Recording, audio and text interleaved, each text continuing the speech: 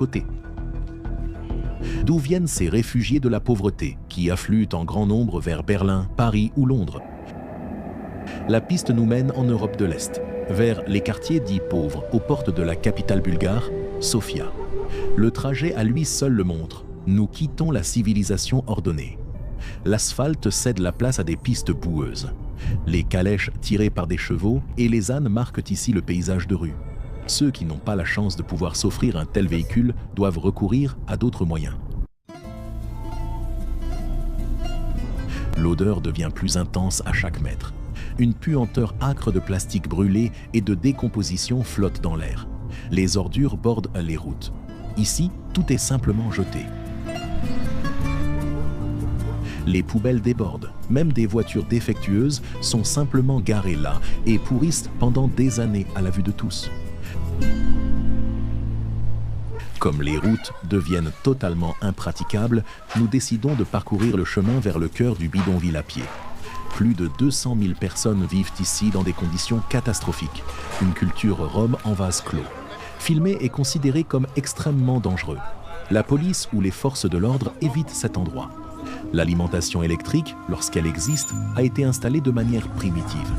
Partout, on voit un enchevêtrement de câbles. Les lampadaires ou les boîtiers électriques ont été piratés illégalement. Les flaques d'eau, malgré un temps ensoleillé, montrent qu'il n'y a pas non plus de système d'égout ici. Les eaux usées sont simplement déversées des baraques directement dans la rue. Il se forme une bouillie composée de restes de nourriture, de boue et de matière fécale.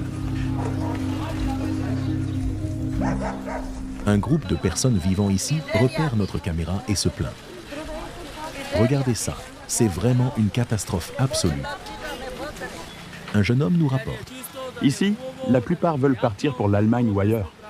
Regardez les voitures de luxe au bord de la route. Ce sont des familles qui reçoivent de l'argent envoyé par des proches depuis l'étranger.